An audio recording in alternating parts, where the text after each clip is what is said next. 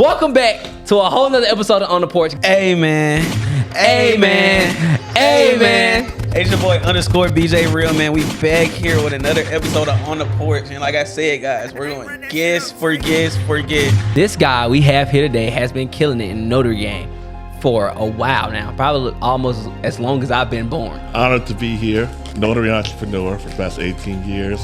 Built a successful, thriving community. Our students have, on a low end, earned $33+ million since we launched in 2015. Golly. I call this, for some people, it's a gateway business. You ever heard of a gateway drug? Yep. It's a gateway business.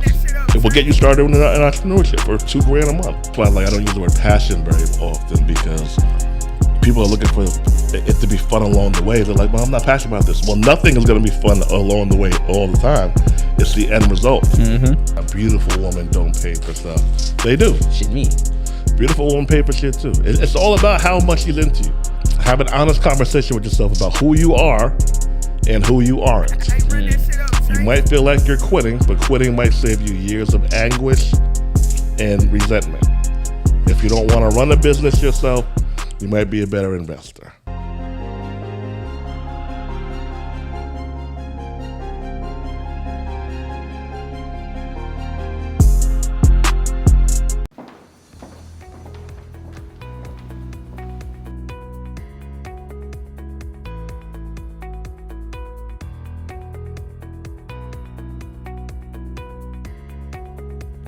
Hi, my name is Attorney Andre Smith. I've handled many personal injury cases throughout the state of Georgia and throughout the state of Florida. Oftentimes, when people get in an accident, they do not know what to do. The first thing you should do is call 911. The second thing you should do is call our office. Our Georgia office, we can be reached at 770-615-8853. Our Florida office, we can be reached at 407-758-6130. Hire us. We'll fight for you.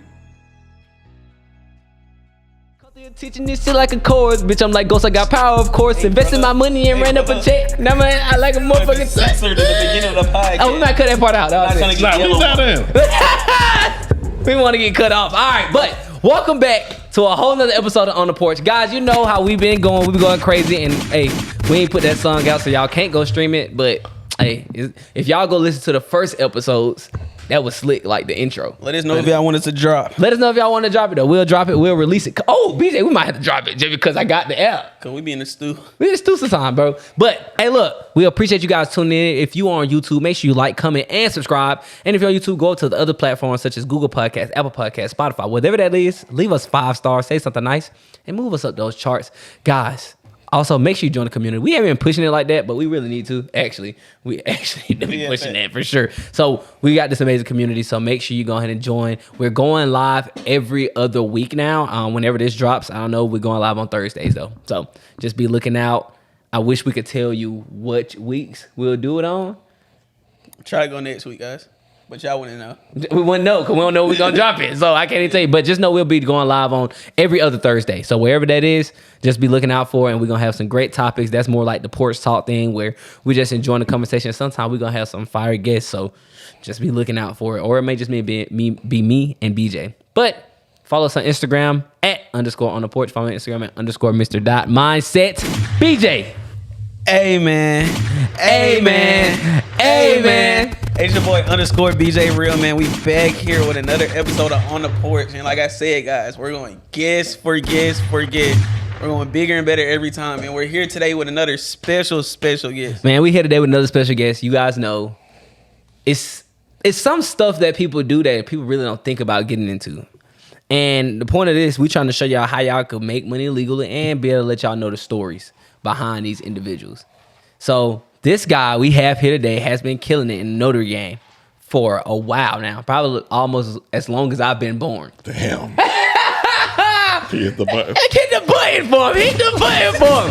We got my man Andre Hatchett here, man. You guys already know, and he go to Rich and Fit, so you already know how we met him. Man, go ahead and introduce yourself. Let us know what you do, who you are, and what's going on. Let's talk. Honored to be here. What do I do? I'm a notary entrepreneur for the past 18 years. Built a successful, thriving community. Our students have, on a low end earned $33+ million since we launched in 2015. Golly. Been a homeowner since the age of 22. Oh, wow. So next year is my 20-year homeowner. You still stay in the same house? No. My first house was in New York. I bought a few houses since then. Okay, cool. I'm a 4-time author, proud black man, here to make some money and change some lives. That's it. That's all we got to do. All right, so let's talk about it. Let's go and get into it. So, you from New York. Yep. And when you moved here, you just moved here, right? About 5 years ago. Wow. So let's talk about this. So how did you become? What made you say, "Let me be a notary"? Like, were you in school? Did you go to school? Did you not? Like, what happened? Yeah, I went to school off and on for like 14 years. In college? Yeah. Golly. South went. So I'm not book smart per se, like in the academic sense. I just know how to get stuff done. Hence why I own the property at 22, business at 23. That's crazy, yeah. Another investment property with my aunt actually out here at 24-ish.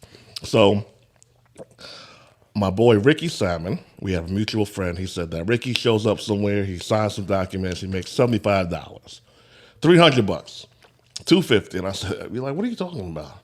So I shadowed Ricky. I saw what he did. I was like, "Yo, I'm doing that." So I got licensed as a notary public. He taught me the business. He said, "You make your money by doing the mobile part, right? So traveling to people's locations. That's how you charge a premium travel fee. That's how you make the big bucks." So started. I was able to leave my job as a teacher's aide and youth basketball coach about 2 or 3 years after I started. So 27-ish since I had a job. And now we're nationwide where we middleman out most of the assignments. Oh, wow. Yeah. When did you find out that this was like a scalable business? Because, like, as far as I hear about notaries and stuff, it's just like something they do. Like, oh, my mom's a notary, but they don't really treat it like a business. They kind of treat it like a side. Yeah. Yeah, so after Ricky threw me jobs that he was getting paid $250 for, and he was paying me $100 or $150, which is still cool for an hour's worth of work or less. Yeah. I said, "Oh shit, I can do this." Facts. And I can scale it. So the real profits are being the middleman in life in general. Give me some. I'm telling you, bro. When you can be the middleman, you can make some money. And then you have the time freedom, right? Now, it takes time to get there. It's not like day one. But I said, shit, like, I can do this. So I was at work. I was middleman jobs. I was doing some jobs myself. I was doing like $300 to $500 a day. I said, shit, I can. How much you making a day? Like $300 to $500 a day, at least 4 or 5 days a week. God damn. Yeah, and at the job, I was making $100 for the whole day for 6 hours worth of work. So I was like, yeah, it's time to go. Yeah. Time to go. Very rewarding work, but working in the school system, you don't make any real money. So Yeah. here we are all these years later. This has been my most consistent business ever. Did you start any other business? Yeah, as a realtor. Being a realtor is cool, but you get paid at the end. Mm-hmm. Oh, you get paid at the beginning. I get paid up before I even leave the house. Yeah. I don't leave the house without getting paid. So, and when I found some clients' deals, I negotiated the closing costs. I got them a great price, and then they didn't close. I said, "Oh, this is it for me." That's facts. And in business, you got to know what works for your personality and what doesn't. That's big. What works for your personality type? Go into that for a little bit more, please. Man, people want to do what's hot, but they don't think about, does this work for me, for my likes and dislikes. They don't think about that. They think about the money, which I get, but you got to think, okay, like this is going to be your day-to-day thing. Core values. Same as dating. Like, all right, she's hot, but does she cook? So I need a chick that cooks, right? You can be as hot as you want. If you don't cook, we can't take it very I'm just saying, far. we ain't going for it. No, not very far.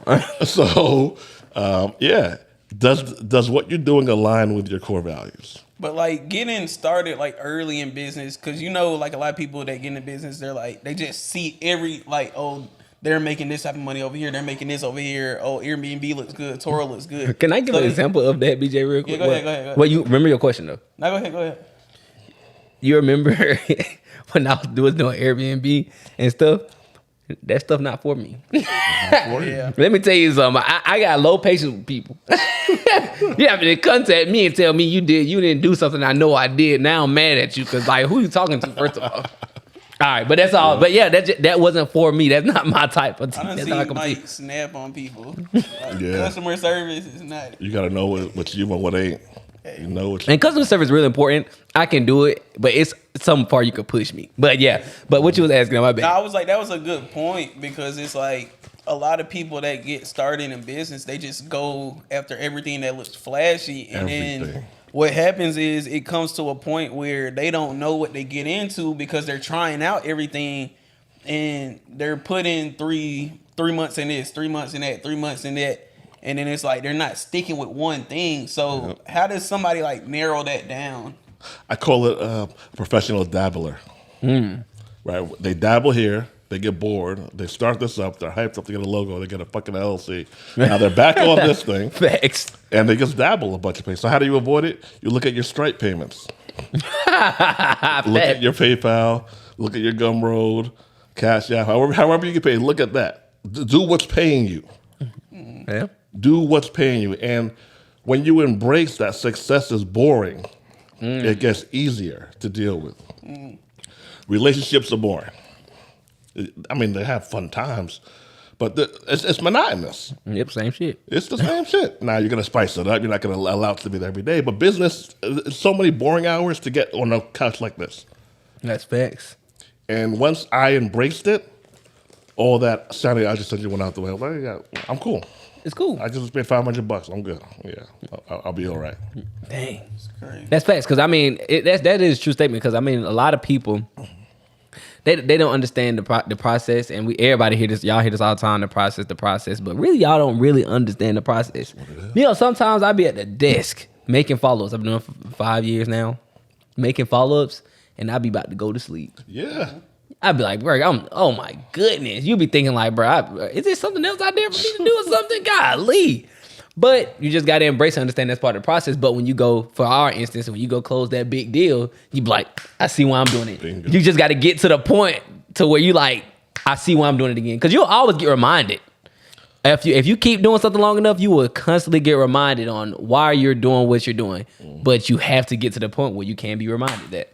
Yeah. And that's why I don't use the word passion very often, because people are looking for it to be fun along the way. They're like, well, I'm not passionate about this. Well, nothing is going to be fun along the way all the time. It's the end result. Mm-hmm. So I look for personal fulfillment. Not passion. Nah, because that shit is fleeting, and we're men. So, like, we got to have money. So, we got to have money to do certain shit. real, So man. I don't want to be broke, ever. I want to have money. So I'm okay with being a little bit bored with my work life and having a great life.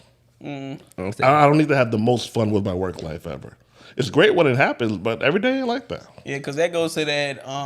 If you do something you love, you don't feel like you're It's a working lie. and stuff. It's That's like, Huge lie. I don't know who made it popular, but that shit was a lie. that doesn't happen too often. I love, I literally love what I do. But let me tell you something. There's times where it's There's crazy. times where it be like, bruh, are you serious? This person just said this said that, and then I'm bored at the same time. Now I'm tired. God Might be calling me to cope through stuff. But I'm saying why I call BJ all the time, like, tell me why this mother.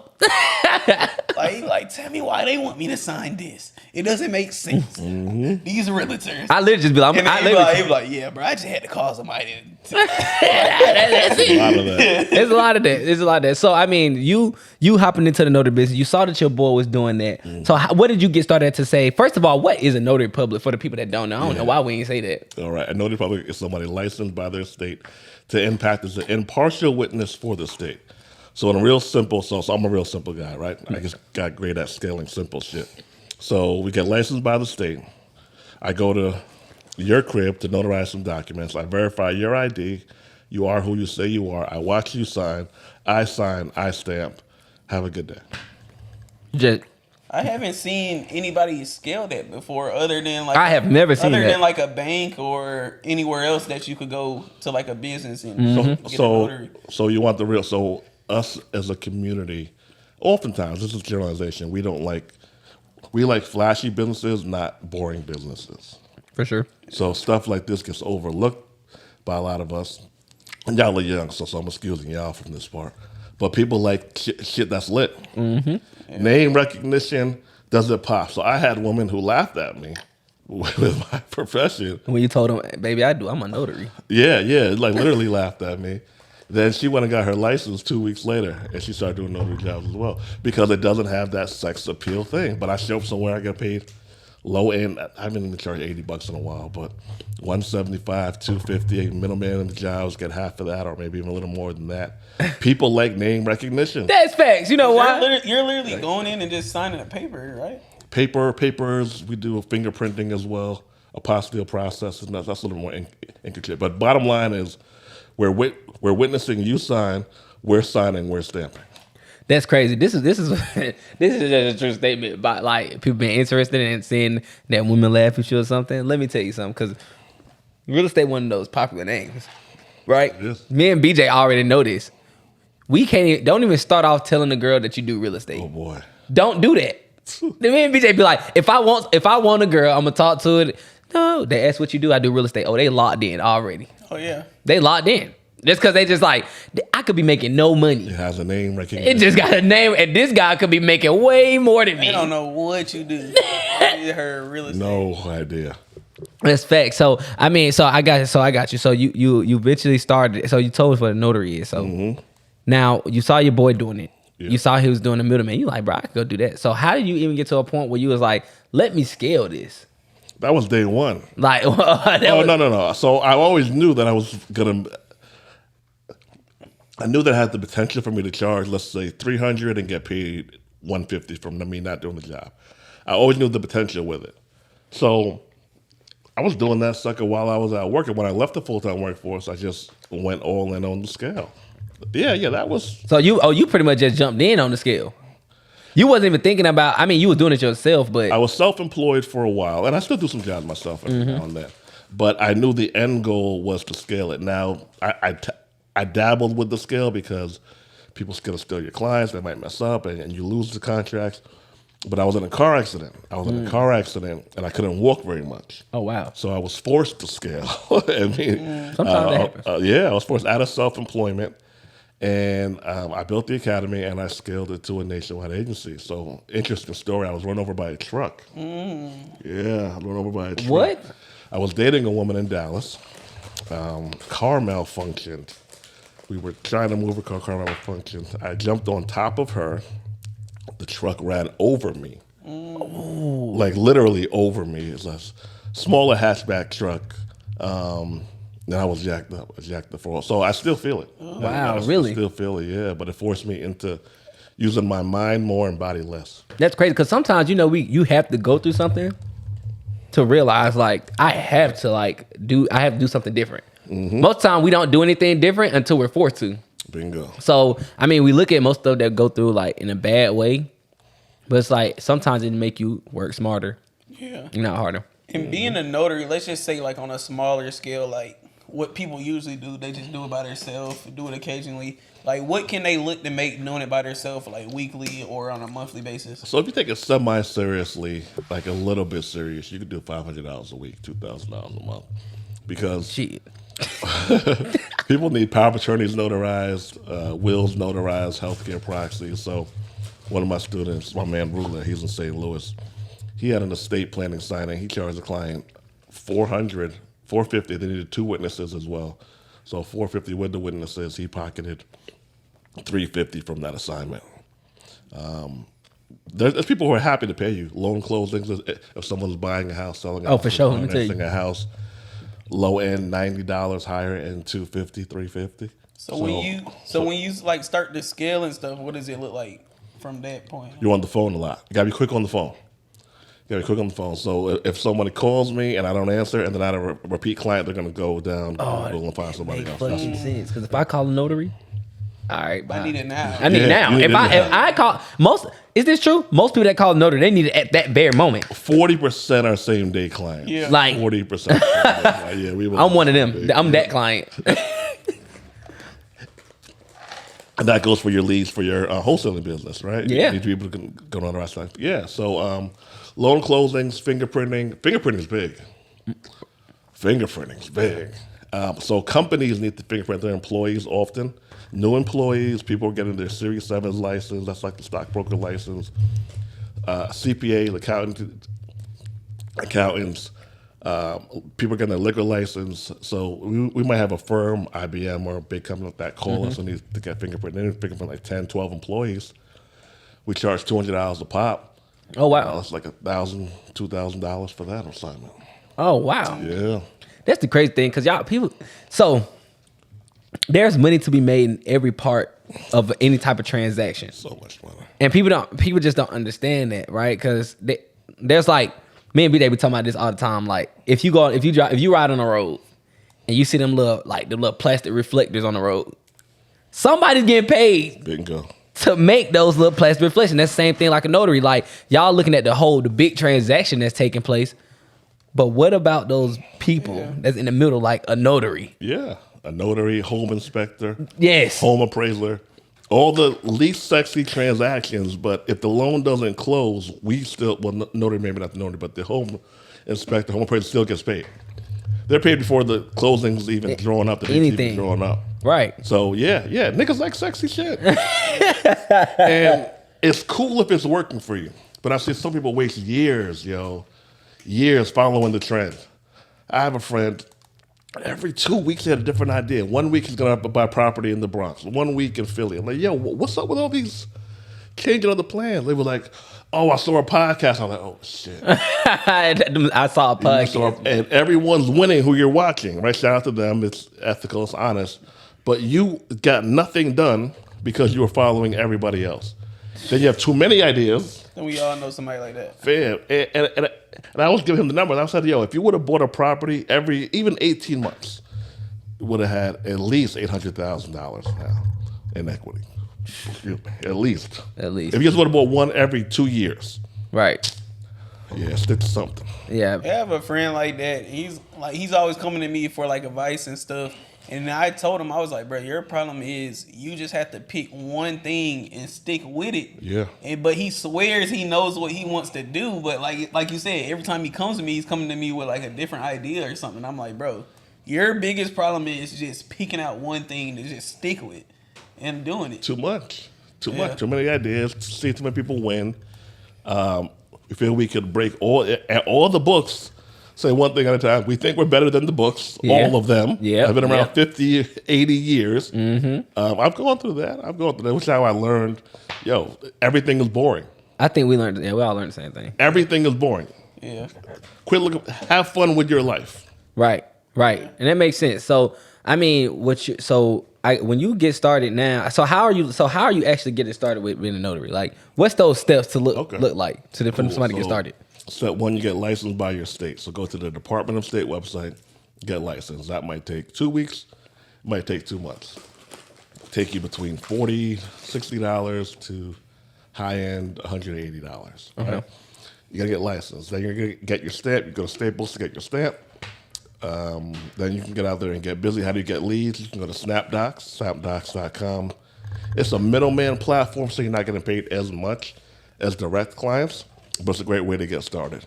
Then you're gonna take a class, training. You're gonna contact signing companies, which are middleman services, and title companies to do the loan closings.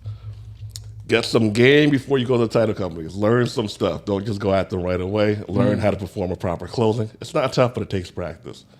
Then what you're gonna do is, so companies like to hire the same people over and over again. So once you do a good job for them, they'll keep on calling you. Right. So license, stamp, SnapDocs, cold call some signing and title companies. Get great at loan closings first, then after that you can branch off. So is that all the marketing you do? Like just get the leads from like SnapDoc? Yelp has great leads. Google Places, great leads. That's free too. Google Ads, that costs. Cold calling. Yeah. So is it more so like you going out there and finding the leads, or is it like you put your name out there and then people call you? My favorite method is to do that, the last part. Put my name out there, market everywhere, then have people call me. I can cold call, but it's not my go-to thing. I'd rather Who would you cold call though? law firms to do estate planning. Estate planning is big money. That's what the will, power of attorney, proxy. Because think about it. If someone has a will, they have money to pay you. Goddamn. They got to have assets to leave down, to pass down. So, yeah, estate planning law firms, title companies, abstract companies. Nursing homes, they need notaries all the time because those elderly people can't leave, so they need power of attorneys notarized all the time. Go in there, have some flyers, have some business cards, and do the damn thing. Just get out there and actually put the work in. Put the work in. Put the work in. All right. So now to the point where you're at, right? So I know you said part time. Somebody can make about $500 a week. Now say somebody go in and say I'm going all the way in with themselves still without skilling, getting other people and being the middleman, but with themselves, how much could they be looking at potentially making without middleman and being self-employed? 8 to 15, maybe 20 a week. No, a month. Oh, 8. Oh, shit. 8,000. I was talking about 800. No, 8,000. 8,000. 8 to 20,000 if they take it serious. If they take it serious enough. Yeah. Oh man. BJ. That's crazy. Because if you think about it, how much money you're making per transaction, you don't need a lot of transactions. Right. So my boy, he charges $175 minimum to leave that $175 minimum. He has 2 lined up for tomorrow. I think he had 2 today. He had a big job the other day. Like, it doesn't take much work. Now, it takes a lot of upfront work. Yeah, Which is marketing. the boring shit that people don't want to do. And even with all these numbers, you're still going to hear no more than yes. So we land about 20 to 40% of all clients. Okay. 20 to 40%. So we're going to hear no more than yes. But fuck it, who cares? Who cares? So how big is your team right now? My day-to-day staff is about 3 people, but I have subcontractors I call all the time. So your day-to-day staff is like 3. You said like 3 to 4 people. Yeah, I have a marketing guy, website editor, developer, and a virtual assistant. Yeah, my bad to be nosy. So It's not nosy. a team It's of 3. podcast. So a team of 3 to 4 people. So because I know before the podcast, you say in a couple of years y'all did like a couple million. So That was the academy, right? oh, that was the Oh, yeah. So since 2015, my students have grossed $33 million. okay. Yeah. So since 2015, $33 million your students. My students, yeah. I make between 120 and 400 a year Oh wow. with everything that I do. With everything you do. Yeah. Right? So and that's just what the students School, the school. actual business, real estate, one-on-one personal development, coaching, and workshops. And my books. My books do pretty well. So the people that you teach, do you like encourage them to do this like as a part-time thing or like treat it like a business? Like you So I tell everyone treat it like a business no matter what the fuck they do. 'Cause you got to act like this is your main thing, even if it's not. But I don't think everyone needs to be a full-time entrepreneur. Like I'm not one of those niggas who are on the Right. oh, everyone needs to be like, that's just stupid. yeah. But I do tell them to take it seriously. So, cause I don't know your situation. You might like your job. I have people who like their job. Yo, Dre, I like my job. All right, cool.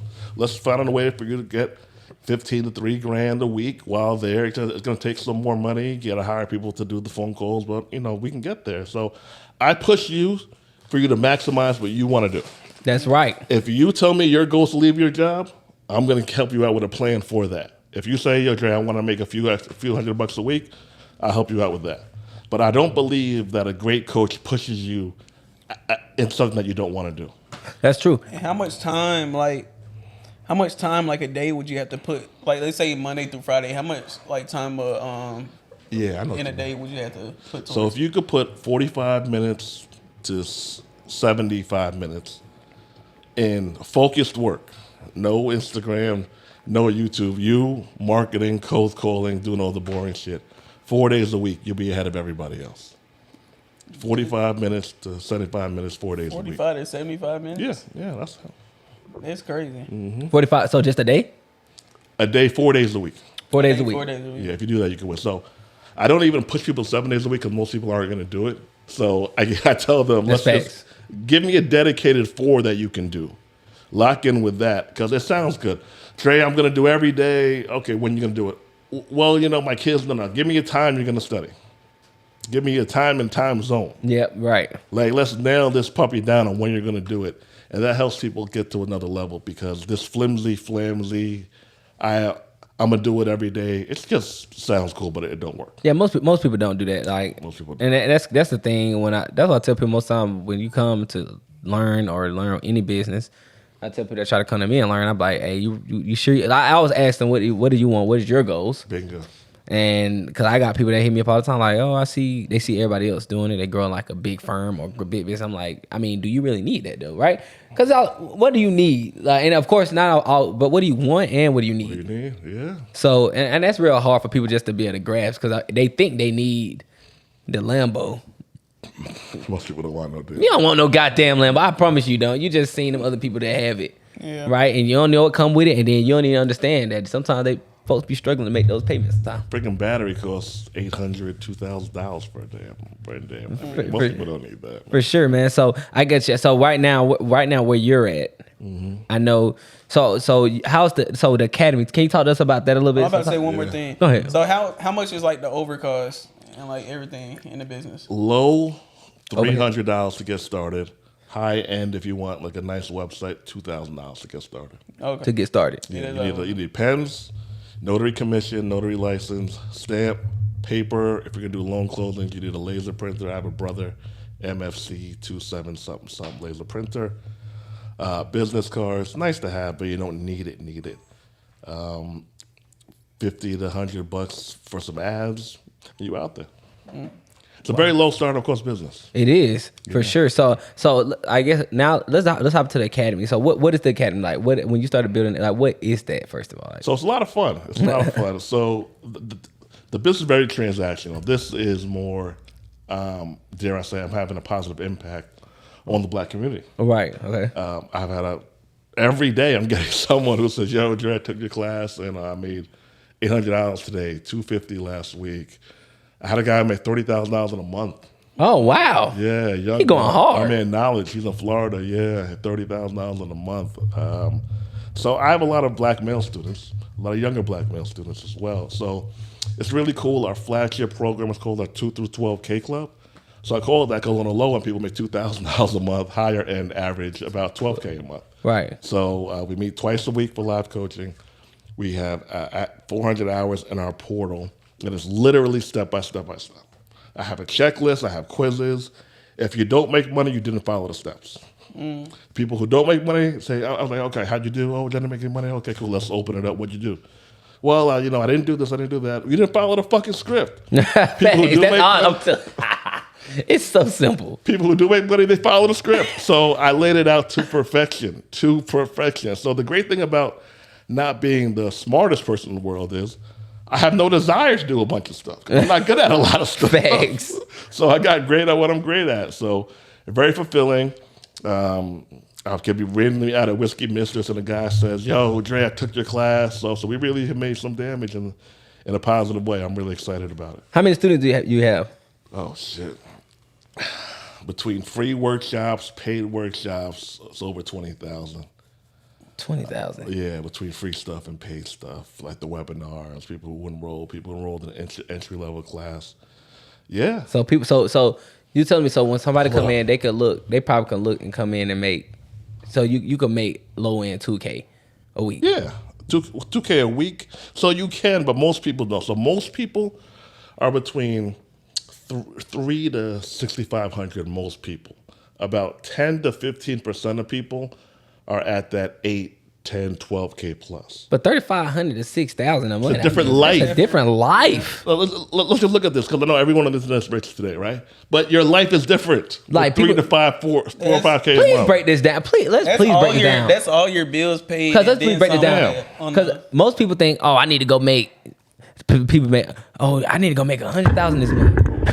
Here's some of the numbers. I know you guys like social. For sure. Yeah, for sure. Let me see. So that's one of my academies there. I got a couple, but that's one of them.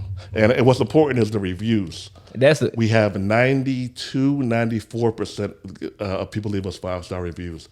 Even if they say, "Yo, Dre, this is great, but it's not for me," they still like the information, which I take a lot of pride in. How many people love the experience? Man, look, I want you, like I said, I still want you to break down the part about, yeah, he's going crazy, BJ. He doing it. Yeah. He doing it. That's just one platform too. Just one platform. And so let's break this down, right? And because I can speak on, I want somebody else to speak on it, right? So, about, first of all, you said something earlier, but we'll get into that too. But how people, they like, $3,000 a month or $4,000 a month. They're like, that ain't nothing. But I'm like, bro, do y'all don't understand that? You don't make that right now. Yeah. The internet is a weird place. It's a weird place. Like, they be in there, they would literally call somebody, they'll watch this podcast, right? Right now, I hope they'll watch this podcast and they'll go, bro, I ain't making no money for real. Will was on here, or not. I ain't gonna say Will, no. But anybody, we had a lot of people come over here. Listen. They made $20 million. You're not going to go do that. Yeah. And I'm not saying you can't, and I'm not saying you won't. But if you make no money now, You're making less money than and you. if it making $5,000 a month while you have a full-time job, I can't see that not being a win. That's a win. I call this, for some people, it's a gateway business. You ever heard of a gateway drug? Yep. It's a gateway business. It will get you started in entrepreneurship for $2,000 a month. Podcasting's lit. 4% of podcasts make money, 8%. It's a fucking work. It's work. We're telling you I right have now. one. I know. Oh yeah, you do have This one. shit takes work, right? Now, I'm not saying don't do that either, but most people, so I try to encourage more of our people to focus on practicality. That do what you want to do. Yeah. That's what I'm talking. Do what you want to do. You want to retire your girl? You want to give your girl an option to leave her job? All right, learn this, give her the class, let her go make somebody else out of work. If you're drowning student loan debt, yo, man, every month is tight, do this. I don't say you have to do it forever, but some things in life just work. Do the fancy shit when you have the money. It's funny because That's I know facts. Mike had a student or something, so Mike helped him, basically gave him the game and stuff, and then he was closing his first deal, and he was like, It was wholesale. yeah, Yeah. it was wholesaling. So he was like, yeah, so he was making like $5,000 on his first deal, Nice. and he was Within telling a Mike, month. he was like, but bro, like on my first deal, Damn. I wanted to do like 10,000, 15, Of and course. Mike's like, bro, you're Right, literally about to yeah. make 5,000 that you would have never had if you didn't do this. $5,000. And he's over here complaining like, I kind of wanted to make like 10, 15 on That ain't gonna lie, and that's why that's kind of, and not that's why I don't do. That's why I do free coaching now. 'Cause I'm like, bro, I ain't gonna lie, I ain't even got time to be dealing with people. My patience for people real low because I just feel like people bullshit, Most people bullshit. and that's why. And you know, I kudos to you coaches out there that's able to put up with the bullshit. Yes. But I can't because it really is in my heart, and I'd be like, y'all, it pisses me off. Not everyone needs to be a coach, you know. Yeah, for sure, for sure. I know it's become popular over the past couple of years, but I had someone asking me, "Oh, is this much from coaching?" I'm like, "Fam, honestly speaking, I really like coaching and I like it helping our people. If I was all in on just the business, You'll be crazier, I'll be a lot less stressed out because not Yeah. every customer is a good customer with coaching." man. I know. That's why I don't do it. I literally stopped. I cut that shit. I said, "Hey, bro, no, but I'd rather refund you. I promise you, I don't want to do this shit." You know. It ain't for everybody, bro. But all of a sudden, like you said, they missed 2 steps. Now you're a scam. And then guess what they do? And guess what they do though? Like They blame said, you when they Nah, go they wrong. blame you. But then, like you said, you didn't follow the script. That people hit me up all day, or I have students or somebody. You know, bro, I've been doing this for 3 months and they ain't closed a deal yet. First of all, they ain't that long. But not. for you to make another $20K, that's gonna hit immediately. But the thing is, it ain't about that. It ain't about the money. I go, all right, cool. I always know when somebody tell me something like that. I always know why they ain't close the deal. I say, how many hours you called this week, or how many people did you talk to? How many contacts you made? 2. I called for 2 hours today. Then I called like 3 people on Friday. I was thinking about maybe making 2 more calls tomorrow. I said you need to call 6 hours every day. Every day. You're not going to get anything. I promise. I can assure you that. And but get what they end up doing? They just blame you. It's the easy way out. He wasn't a good coach. All right, It's bro. the easy way And that's out. what made me say, you know what? Y'all gonna drive these coaches away with the stuff that y'all doing. Yeah. I'm telling you, bro. Like, I mean, the money. So the thing is, some people are actually making money in their businesses. I'm one of those people. Yeah. So that's why, I was able to say I don't want to coach no more. Easy. Because I'm not making money. I make more money doing my business than I do coaching right now, at least. Listen. It ain't for everybody. You gotta know what's for you. You gotta know what works for you and when works for you. So you're only 23 years old. You might change your mind in a year. Yeah, maybe. Yeah. Open it up. In-person workshop here and there. Yeah. Yep. But there's nothing could beat having a business outside of a course for me. For sure. I love the education business. It's wonderful. Majority of the time, it's really wonderful because the success stories are just very thrilling. But fam, having a business that when you're done with the job, you're done with the job. That's it. That's it. How about with just the job, with just the notary business? How much you think you bringing in with that? I average between 90 and 140 ish. Man, that's smooth. Yeah, Man, 140 ish. Yeah. bro, you're living a good. Life is good. Life is good. If you making 90 to 140, 140,000, bro, come on, bro, you're good. And I middleman most of the jobs. So you're not even doing It's it less really. stressful. Most of them not doing it anymore. Nah, it takes systems, takes constant marketing. For sure, definitely. But it works. So I would say you're a successful man. So would you say like you're a spender, saver, investor? Like what would you categorize yourself as? Definitely an investor. So part of an investment group, we have some properties in Detroit. What do we got? Like 6, 7. Own where I live. Own 2 properties up north. Own another one out here with my aunt. Where I've gone wrong with money is I probably didn't say no enough. Men need to know how to say no. Oh, for sure, because they always gonna come to ask you. You can't outgive a spender. Hold on, say that again. You cannot outgive a spender. They gonna spend it faster than you can give it to them, huh? So if a man is traditional, is in the provider role, cool. You gotta have a budget. And if she's not cool with that, you might have to depart ways. you gotta bounce, kick rocks. You can't outgive a spender, fam. So it might be a family member. It might be you, right? That's something that I would have, if I could have gone back, I would have done a few things different. Not a bunch of things, but a few things differently. Yeah. That's crazy. So do you have a budget? I think I had this thing too. It's like I got a give back account. If that account right now, I ain't got nothing for you. I promise. 0. Don't come ask me. Don't ask nothing. Or if you have a certain amount, you gotta know when you gotta have a certain amount of money, and then you get to that threshold that you're like, I can't go under. Even though you still got the money there, you still gotta tell people, no, I don't got it. That's the only way to live, because they're gonna spend it, and you can't borrow money from them because they don't have any money. So you're out the money. So that's something that I would have done, and I encourage all, especially young people.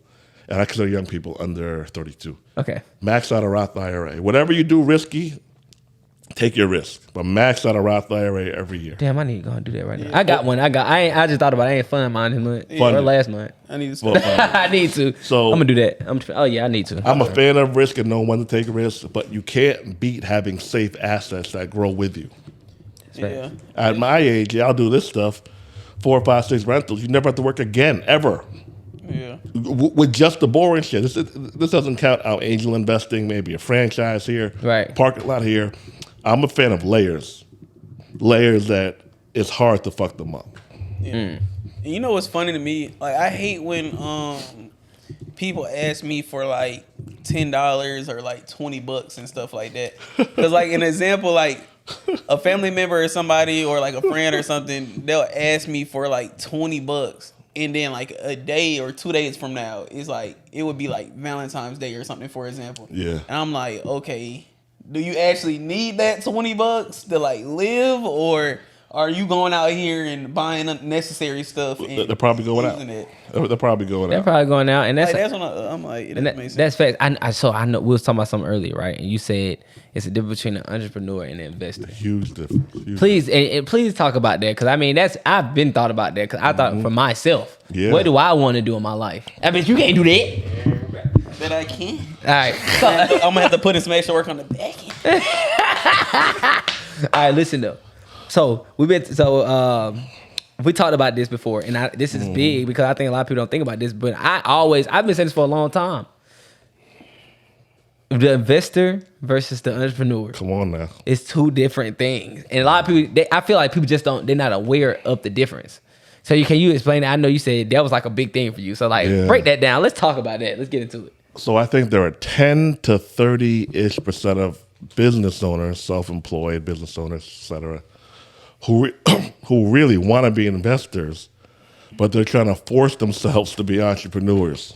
What you mean by that? So you watch The Hot Seat, right, with David Shams. Half of them shouldn't be entrepreneurs. That's facts. They should get a good job. Shout out to them. They should get a good job. Respectfully. Yeah. This isn't an insult to be an investor, but a percentage of them should get good jobs and invest their money into other things. Right. Stock market, angel investing, real estate. Let's go back a decade, right? So I know people who have been entrepreneur, never cracked, let's say 50s, never cracked 70, 80, right? They're struggling, but they're in business. Part of it is because they want to say that they're in business. They don't want to show people that they gave up. Right. And I'm like, what if they would have just realized, okay, this isn't for me. I'm into it, but not enough to scale it. What if I got a tech job, insurance adjuster job, I'm making 90 to 150. I have enough to max out the Roth IRA, buy a property every 3 years. So let's say they would have gotten 3 properties over the past decade. They would have put, let's say, 75 to 150 in the stock market. Where would they be now versus being a struggling entrepreneur? Just simple math. It says nothing crazy. This isn't like they got a building. They got a duplex. They got a single family with a finished basement. Right. A lot of them would have $500,000 to $1 million net worth, and they would have been happier. Now, I think certain people need to be entrepreneurs because it's in our blood. Right. Who are you? Are you forcing it because you don't want to take orders? I don't know. I think some people just need to just give it up, pack it up, and just go invest. You can invest in Amazon, IBM stock, Google stock, and invest with the best companies, air quotes, the best minds in the world, and they do the work for you.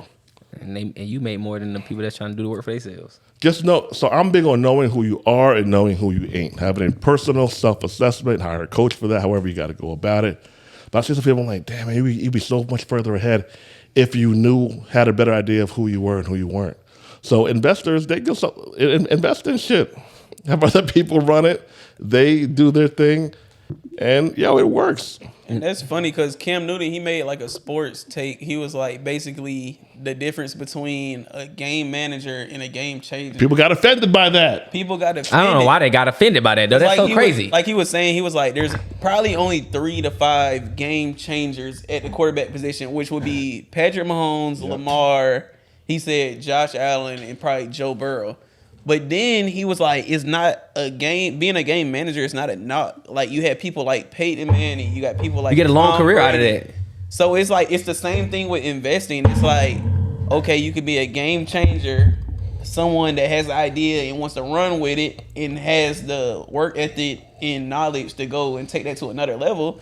Or you can be a game manager and be an investor and basically just put your money where it's needed and let it grow. So it's not like a knock that you can't be full-time entrepreneur. It's just like you're just smarter at making good decisions with your money. So just invest it and stay out the way. That's facts. Cause I mean, that's how I look. Like, I always tell people, they be like, what you do? I'm pretty much just an investor. Yes. Right now, I'm literally just self-employed, right? And I break this down for people all the time. DJ tell you this, and I talk to like students or whatever, right? But they be like, oh, I want to go this whole business. I want to go be like this and have 50 employees. I'm doing 50 different markets. And I be like, well, I'm going to keep my small team. Because guess what? I mean, if you want to do that, that's fine. But I'm going to keep my small team, probably make just as much as them. But I'm just making enough money just so I can invest my money. Yeah. I'm not really, I want to get, and yes, millions, I want all that, and I'm getting all that. It's already here, really, right? But the thing is, I'm doing this just so I can be an investor. Now I'm taking the money down, not so I can scale the business big as hell and have many employees. No, I'm just doing this so I can just invest my money. That's it. My friend Royal, right? Shout out to Roy. He's in the Army. Yeah, he's leaving the Army soon. He bought a DNA paternity testing, blood testing franchise. Boring as shit. Boring as shit. But needed. Needed like fuck, yo. Oh, shit. Blood testing? You need that bad boy. Paternity testing? Yeah, definitely. He did 30 last month, 2 months ago. Oh, did 30,000. He has a full-time job. He's not there. His employees, he oversees and it does stuff from the computer, but he might be there 2 hours a week, 3 hours a week. Not much, yeah. It's a franchise, built-in formula, built-in name, built-in system. He's good at behind-the-scenes stuff, scaling it. He never has to go. Now, a lot of people would shit on that, but go by the restaurant with the high overhead. It can work. Restaurants can work, but high risk, high reward. Super. High risk. High. But the wing spot is more lit. They got hookah. DJ. Like, who doesn't want that? I want a hookah right now. Now I say this to say, I'm not saying not to do that, but let's just think for a second. Let's just think about maybe after 3 or 4 DNA spots, maybe then we get the wing spot. Maybe then we get the hookah spot because we have the safe stuff to offset the slow season for the risky stuff. Yeah. I just try to encourage us to think with more practicality. That makes sense, and we do got as a people, we got to be more practical. I know everything's so shiny, and that's our problems, bro. We not practical. 3 houses in a decade. Just think about this: 3 houses in a decade, 75 to 150. So the S&P 500, if you put 50,000 in it last year, you would have made about 116, 106 or so. Let's just call it 100. You would have doubled your money. It's that simple. We overcomplicate stuff, and it's because, like you said, like some people just start realizing, like, oh, most people end up starting. I want to be a billionaire. No, you don't. You don't want to be a billionaire. I promise you. Most people do not. You don't want. Most people shit. be cool with a $3, $5, $10 million portfolio. That's cool. And not even like just a portfolio. Most people be totally fine with that. Like, I'm good. I promise you, I ain't gonna lie. I don't need to be a billionaire. Yeah, I heard Johnny Manziel say it. He was like, I was watching that episode and I didn't finish it though. Yeah, he basically was like, he was like, what I could do with 10 million. He was like, what I could do with 10 million, I could do the same thing with like 600 million. So it's like, it's not necessary. It's like, I guess it's more, whatever the most you got is like more you can leave with your family. That's pretty much it. Yeah. Because once you hit a certain, it's like, bro, I could do the same thing you're doing. Yeah. What's your ministry? Everyone doesn't have the same ministry. Yeah. But I think people would be happier if they were more honest with themselves about what they just, this sounds cool, but I'm cool with this. Yeah. And that's what it is, and that's crazy because I literally been, and BJ know that the student I'm talking about, like dead ass. I be telling him like, bro, you. I mean, why do you want all that? Really, why do you? Is it because it just looks cool? And that's most of the reason. Most of the time, why people want the stuff they want, it just looks cool. That's all. Looks cool. That's all. So we just gotta know. We just gotta be realistic with ourselves, be practical, and everything in that nature. So, so what does your like ideal lifestyle look like as far as like house, car, family? Like, what does that look like? I like the car I got. Modern 2022 car, not a luxury, but not super luxury. I need to go look at it. I think I seen it look nice. Yeah, it's nice. It's nice. It's a top of the line non-luxury car, but not a super luxury car, right? I like that. I do want a flat crib. For sure. That's me. We're on the same page. I want a flat crib, and I want something on the water, and a suburban, 4, 5, 6 bedroom bad boy. I want a flat crib. Gated or off the road? I said like a gated community or like off the road. Something gated will be fly.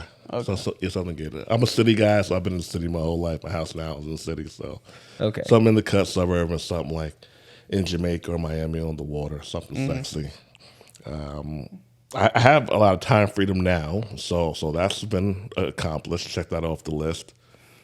A relationship. I don't know if I need to get a formal marriage on paper again, but a committed relationship. So yeah, we'll get into that after you finish breaking down your lifestyle. Let's break down your lifestyle first. I have a good relationship with my family. Shout out to my nephew, my nieces. So I got like 70% of my list done. Yeah, my list is. I respect you. My list is. You realistic. You realistic. He just like, bro, I'm cool, bro. I don't need all that stuff. I'm good. Yeah. So you know what? It's called pragmatism. Mm-hmm. Pragmatism is kind of how I think and how I live, structure, systems, and all this stuff. And I'm 41 now, 42 in April. So a lot of things that I did early just paid off, and it allows me to be where I'm at now. So I'm a fan of knowing when you won and not trying to push the goalpost past the win. A lot of people have won, but they go, yeah, but what about this? So like you had 2 drinks, you had 3 drinks. Okay, you're good to drive, but now you got 7 drinks. Like, did you need the 7 drinks? Man, you got to drive. Facts. Like PJ. Men go wrong. I'm just playing. Men go wrong with not knowing our boundaries. We can fuck a lot of shit up with being extra greedy. You got to know when you've won and the call of the day.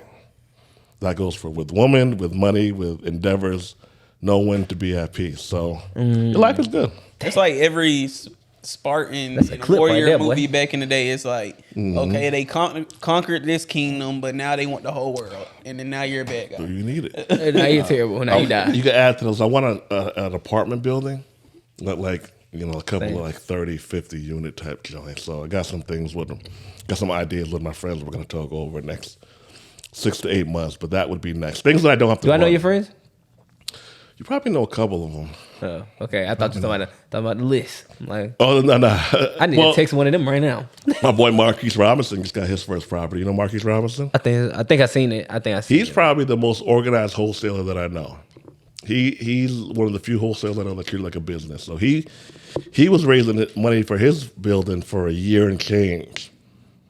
Everything he says he's going to do, he does. That's good. Very few people do that. I probably need to get in touch with him. Just talk to him. Great dude, man. So for sure, I got you. So let's get back to this because he said something we just can't skip over. The man said BJ be saying this a lot too, and he was just like, the paper marriage, or do you just this your mind? We're together. Like how you feel about like why you say that? Like why did you? It's not needed. Let's just think about it here. And I'm not so adamant where I'm going to tell other people not to do. I'm not that adamant on it. Y'all make y'all own decisions. But why? Why do you need a marriage license? It's an American thing. So it's a new thing. It wasn't always there. It wasn't? No. What you mean? I thought marriage been around forever. Marriage license? Not licensed, nah. Hasn't been around forever, and it's not in every country. So for me, you could do everything else. Wedding, fly wedding. You want whatever dress you want. Big ass cake.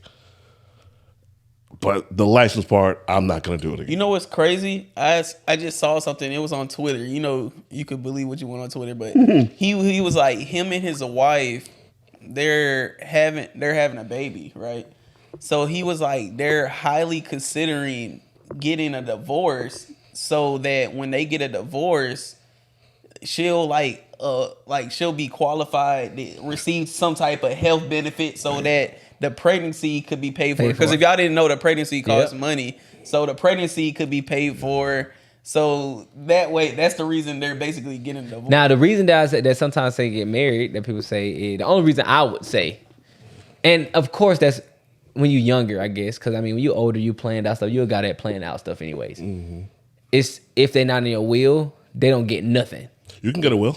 No, I'm saying you can get a will. Yeah. But I'm saying though, sometimes you don't know who that person is you're gonna be with. So that's what that paper tells the government, like, all right, bro, if they die, just give all that stuff to them. But if y'all don't got paper in there and no will, like of course, like you said, you get a will. But say if you don't got that paper and no will, you die, they get nothing to you give them a life insurance policy. You can do everything else. You can get her a life insurance policy. No, and I think there's papers outside of will and outside a marriage certificate that would be like, I'm with this person. If I die, this that's what I'm saying. It's literally stuff like outside of will. Like you could sign a paper. Yeah, if y'all, that's the will. That's just the will. But if you got to just plan for that. So most people don't play for that if they not married. You know, most people just be like, I mean, this is my girl. They don't really think like, oh, give my stuff to her and make a will for it. They don't do that. And here's something else, man. Marrying for love is a new concept. You know. Yeah, it's marrying for business. Marrying for love is a new concept, and it's not practiced everywhere in the world. Most people used to marry for practicality and necessity. This overwhelming love thing has just warped society. And look, I'm a loving nigga. Like flowers, trips, whatever. Like I enjoy a woman when I'm really into her. Yeah. But to get the government involved, especially at my age, especially that I don't want to work forever, I don't see the need for me. Yeah. Dang, I got you. So what do you see? So how do you even break that down to a woman though? She gotta know early. So I have no problem having hard conversations. And let me say this: there's one caveat. If I meet a woman out the country, I would be open to it. Why out the country though? It would be easier for her to stay here. Oh. So that's the one caveat. You know, and to be honest with you, if a woman has been divorced before, and if she has assets, she don't want to get a marriage license either. A lot of times, if a woman got money, she doesn't want to put that shit at risk. Yeah, I see a lot of times with like older people. You'll see like I'm talking like people that are like 70, 80. Yeah. They wouldn't even be married, but they're like kind of like just played off. Oh, like that's my boyfriend. Yeah, he's been around for like 20 years. And marriage, you can have a wedding. And still not have the marriage. It's on you to decide what you do. It could be a contract. We have the ability to decide what we want to do. I just encourage, especially men, to just think about it. I'm not saying you don't need, you pick whatever works for you, but just think about it. But men love harder than women. Oh, for sure. It's not even close. Men love more naively. But they think it's the other way around though. Nah, dude. When men love, it's a different level of love and commitment. Different level. Yeah, because when you actually choose, when men actually choose somebody, we choose you for real. Women so emotional. They could choose you today.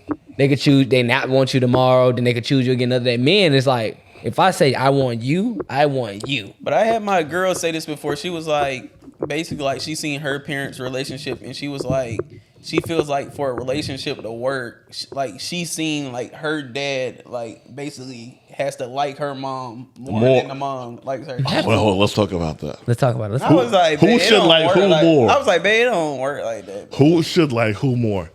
I feel like It's scenario based. it's scenario based, but I feel like a man. Ooh, this. A woman usually prefers when she likes the man more.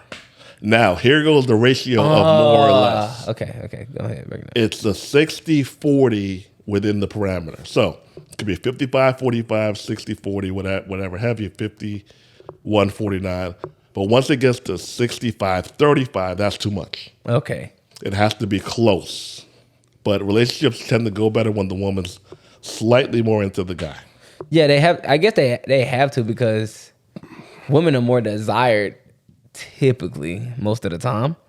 So I feel like maybe if they have to like more, so therefore they can always want that person. And then it'll be a more appealing. That's why. Like from a guy's perspective, it'll be more like it'll honestly, if the girl liked him more in a relationship, it'll be better because she's always like going over the top and going the extra mile to make you like her. Rather than it's like you need to like me more than I like you. Now it's you doing all the extra stuff and you like, I'm the one paying the bills. And I feel like get up and go today. And so and it's like better if the woman's going over the top rather than you. Bingo. That's why smart men say pick the woman who picks you. So let's say so we're relationship minded here, right? Mm-hmm. So we're dating 3 chicks. We want to get into a relationship. We want to settle down. One chick we're into 9 or 10 out of 10. Now I think a man should never be 10 out of 10 in love with a woman. It's just too dangerous. We see men who commit crimes and they go crazy because their girl does something. Crazy. They're into her 10 out of 10. I think Tay enjoying this conversation. I think that's too much, right? So I think a firm 8 to 9 max is good. So let's say, this happened to me. I was dating a woman, really into her. Really into 10 out of 10 or 9 out? It's up there. It's up there. I was dating another woman, but she was into me maybe 6.5. She wasn't into me like that. I was like another woman, very good woman. She was into me a lot. I chose the one who I was into more instead of the other woman. The other woman do so much for you. It's just an easier relationship. It's an easier relationship. I'm telling you. And I'm a touchy fit. Like I'm a lustful nigga, right? So I need to be into my woman. I like curvy chicks. Okay. I gotta be into my woman. And I need my woman into me. So you go to touch her, she's not really warm. Oh yeah, we're just gonna know each other. But the other woman, she's here. You don't gotta reach far. She's already here. She already. So even if you're into the woman less, as long as you're into her a firm 6.5 out of 10, that's good enough. You sometimes you just got a woman, you try to touch them, they like, I don't know. Then you got a woman that you wake up and touch their shoulder and they just like, they ready. Pick the woman who's into they like, okay, you want it? You want it right now? Easier relationship. Smart men do that. That's what smart men do. Smartest men do that. But it's a hard thing to do. Like you said, you might see a girl that maybe has more curves and the appeal that you want, but you got another girl on the other end that treats you the way you want to be treated, and then it's like. So I don't sacrifice. So I don't sacrifice attraction, right? So I might have to just holler at more chicks. I might just have to have a wider pool. I'm not sacrificing attraction. Like I told, like if I'm not, they said you're a lust. If I'm not staring at my chick, I'm staring at another chick. So I need to be into my woman enough. You know what's crazy? I think that's the thing for most men though. I think you're just saying it, but most men like that. I'm just saying it. Yeah, you're speaking for a lot of men and most people. We post this as a clip. I guarantee you, we're gonna have a ton of people that's like they gonna feel the same way. A lot of likes, a lot of reshares, and that's the reason being because they feel the same way. They just don't want to say it. If you pick the female that's like not as attractive in your eye, keyword your eye, your eyes, she better your eye be is important. bend over and back and knees. making you happy every day. Yeah, fast. And that's, the thing is though, is because men are naturally physical creatures. Like we're physical creatures. Yeah. It's not even about being lustful. We're just physical creatures. We like to have eye candy. We like to be able to, we like to like what we're looking at.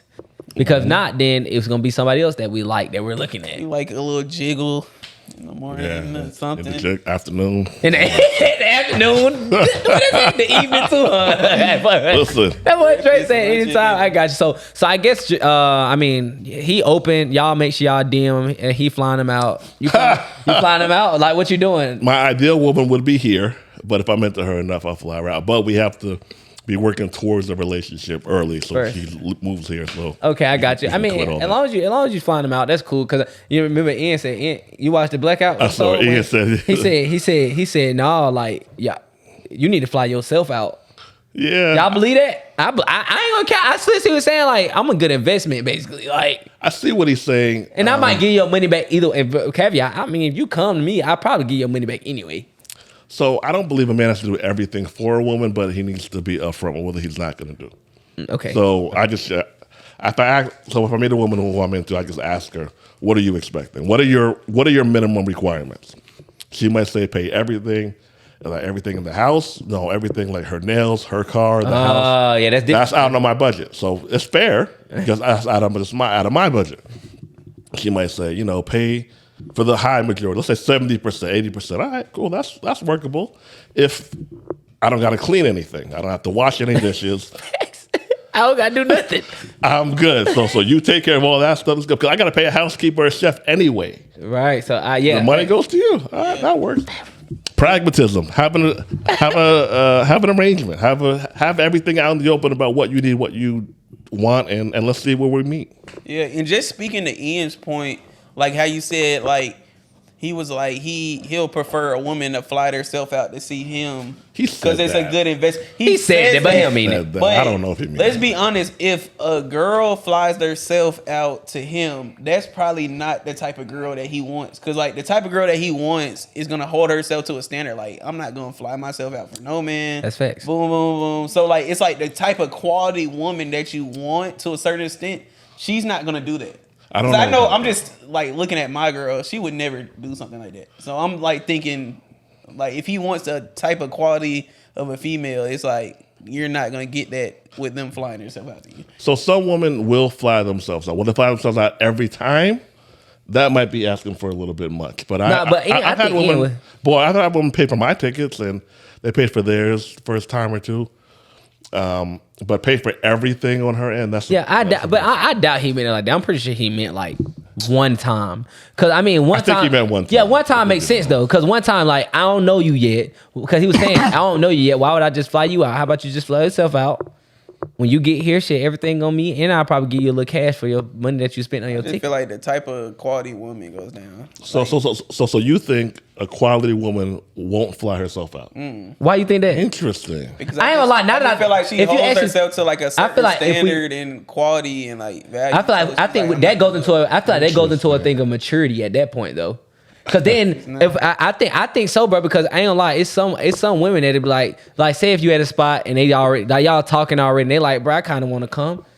Cool, you pull up then. It's not like I never said I was about to pay for you. Just pull up. You said you already want to come here. Pull up. I got you. When you get here, I can't see any top tier female flying herself out. what's a top tier female to you though? How about I'm just saying someone who holds themselves to like certain standards, values, beliefs, morals, and stuff. So I can't see themselves. So you don't think a woman that's like, bro, I got my own shit, bro. I pull up on you. I'm thinking And like they could be top tier though. I'm thinking like a Hailey Bailey, like Beyonce, Rihanna, somebody like that. What they look like flying themselves out to you. I'm just saying that so people know, but I'm just talking about like a regular, everyday female that holds herself to high standards. I can't see someone flying herself out to see him. How about if she met her celebrity crush and he said you got to fly yourself out? What would they do? Well, they're there for the wrong reasons at that point. No, Anyway. what would they do? If she met her celebrity crush? She met a celebrity crush. I mean, people fly out to a concert every day. So if he's flying you out for the VIP pass, or she's flying herself out. She met her celebrity. She told one guy, "No, you got to fly me out." She meets a celebrity crush randomly at Escobar Lounge. Oh shit! He said he's going to Miami. I'll be there. I'll pay for everything, but you got to fly yourself. You just so gotta I fly cover here. everything. I'm saying she'll pay for the flight. she'll go, but I'm saying maybe her reason to be around for the relationship's not gonna be for the right thing. She's going to fuck. She's not going for a relationship. Yeah, that's what I'm saying. So it's like it's not gonna be the right reasons why you're coming out there. I can't think of like any top tier female that would be like. I could think it's some. I think it's some pretty women out here. That's good women. We not talking about like an Instagram baddie. We talking about like somebody that's a good woman for real. That's what I'm talking about. Yeah, a good woman. I think I could see. So I think I could see a good woman saying, I feel like an Instagram baddie be like, hell no, I ain't doing that shit. They the ones that'd be like, I ain't doing it more so than the person that's like a good woman. I think it's vice versa because the Instagram baddie knows she gonna get refunded when she gets there probably. So I think women aren't that much different than each other. I think the good woman is good when she wants to and turned up when she wants to. I think there are very few all the time conservative women left. Mm-hmm. Very few. So the same woman who's popping it for Future could be a great wife and a husband 6 months later. The same exact woman. I don't think women are that much different. It's just when they want to be, who they want to be. So in a relationship aspect, what's like, we see like, let's just go to celebrity. So like in a celebrity, it's a good combo. In a celebrity relationship, what would be like a good wife or somebody like? Can we just throw some examples out there? Like, is she good to him? No, I'm saying let's name some. Name some from the visual perspective. Yeah, from a visual perspective. People who I think a good marriage and or a good wife. Yeah, like on a celebrity scale, basically. Who is what I would consider a good woman? Kelly Rowland. But it doesn't mean she never had a whole phase, though. I want her to become, but she looks like a good wife. Okay. Kelly Rowland looks like a good wife. So let's say this. We back, y'all. So has technical difficulties. We back. But I know BJ was saying that good woman not gonna fly herself out. It just all depends. But what is a good woman? Let's get into it, BJ. What's a good? Just a little bit of it. Just a little bit. Like I said, a girl that holds herself to a certain standard. She holds like her core values and morals. Or what? Huh? Or what? Like not a lot of sexual partners. No pornography. Like just her. Like she's not gonna go against her morals. Like maybe let's say she comes from like a very religious family or something. Okay. So she's not gonna go out her like morals for anybody just to like. I'm saying is that so? I mean, is that a moral though? Well, what are the morals? Yeah, because you're saying this, you can't cover religion. No, you said we wasn't talking about it. We were talking about what's a good woman. Yeah, we were talking about what's a good. So woman. A good woman is somebody that holds themselves to their morals. So I'm saying would that be a moral for them to say, bro, I'm not flying myself out? That's not what I was saying. I was just saying like I respect it. Yeah. I was like saying that's a good woman. Okay. How'd you grow up? Like what? Married parents, grandparents. How'd you? My parents were like divorced. They got divorced around like probably like early middle school and stuff. So we were like, I was just. Did they remarry? With my mom. Nah. Okay. I don't know, man. I don't know the answer. Y'all tell us. I kind of off camera. They kind of were changing my mind a little bit because it's like I feel like girls will look at it from a point like, okay, I could buy this little ticket now for the rest of my life to be paid for. Oh my God, BJ, let's talk about this. Let's talk about this. They kind of persuaded me. Let's say this. Cause I know me and BJ talked about this. We literally be saying, bro, it's a good investment. We be like, hey, bro, girl, baby, can you buy me some food tonight? Bro, you do little stuff like that. That costs what, $15, $10. But if you doing stuff like that, you're doing something so different from us that we not experiencing that much for a man overall. So now that you're doing those small things or spending that small amount of money, that's just a good investment at that point. It's an investment. Like, and we're not saying women, y'all worth a lot. But y'all worth so much that y'all can spend $15 on us to get a life taken care of. Yeah, cause I kind of see it through that. Now, yeah. Here's the thing. There's also a caveat that beautiful women don't pay for stuff. They do. Shit, me. Beautiful women pay for shit too. It's all about how much she's into you. Yep. Which is why when people say, okay, don't date her. You don't date the chick with a 2-parent household. Date the chick who never had a whole phase. The only real difference I've seen in a 41-year-old man who's been dating since I was fucking 12 years old is how much he's into you. Yeah. That's it. That's the only real difference I've seen is how much is that woman into you? How much does she is she aroused or attracted to you, respect you, and admire you. That's the only difference. That's it. I mean, my boy Andre been out here giving some game in all aspects. First of all, y'all need to make sure y'all go ahead and get into this Notre game. I'm gonna think about it already. But we dropped this at the beginning of the week. We dropped this on Tuesdays, right? Tuesdays. So we dropped this at the beginning of the week. So we need you to give them something. Give them some game that they could take into this week and better themselves this week, whether that's mentally, physically, emotionally, financially, or spiritually. You're gonna look into that camera, give it to them, and we're gonna get right. Well, all of us are on a 100-day push-up challenge. Oh yeah, for sure. I did it today. All right, so download our People's app from Rich and Fit and do 100 push-ups. Have an honest conversation with yourself about who you are and who you aren't. You might feel like you're quitting, but quitting might save you years of anguish and resentment. If you don't want to run a business yourself, you might be a better investor. It's not a loss. You didn't fail at anything. Dating's expensive. Let me tell you, it is. If you meet a woman who's quality, consider pursuing a serious relationship. That's it. And do what works for you. Don't let the internet. Oh, this is a big one. This is a big one for a woman. Don't let the internet make you single. Don't let the internet keep you single. If you got a good man, and let's say he's doing 60, but you heard another chick on a podcast say her man does everything, but your man is solid, he's doing 60, rock out with a 60. 60 beats 100. Oh my gosh. 60 beats you doing 100. Give it to him. Don't let the internet make you single, ladies. Don't let it happen. Right? And y'all can grow together. It only takes 5 years, 10 years to get rich anyway. Y'all can figure this shit out. Yeah, for sure. Subscribe to this podcast. Shout out to the boys. If they got a link to donate or anything, support. The podcasting is tough. Let me tell y'all this. Podcast, they have an in-studio setup, engineer behind the boards. So It's tough. support the bros. Support us, man. He just gave us some good game. Make sure y'all guys take that into consideration, especially figuring out who you are and who you aren't, and don't let the internet keep you single. But business-wise, just figure out who you are and who you aren't. Like, do that right now.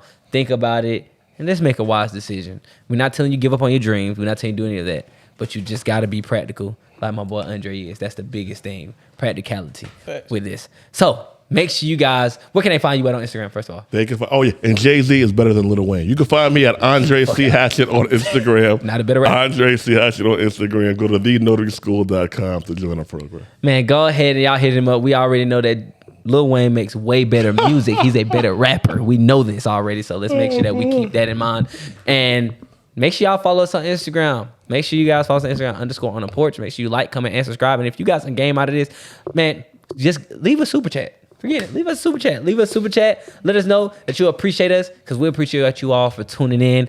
You guys can follow me on Instagram at _Mr.Mindset. BJ, where can they find you at? Y'all go find me at _BJ Real Man. But most importantly, y'all go like, comment, subscribe to the podcast. Like you said, y'all can find us on YouTube at On The Porch Podcast. We're on all platforms. Instagram at _on-the-porch, guys. And it's been another great episode, and we appreciate you guys for tuning in, especially if you made it to this part in the episode. And guys, we're going. Peace. Bow. Good episode. Great episode.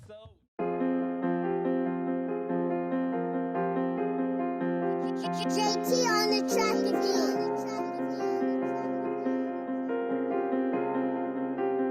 Hey, run that shit up, Chase.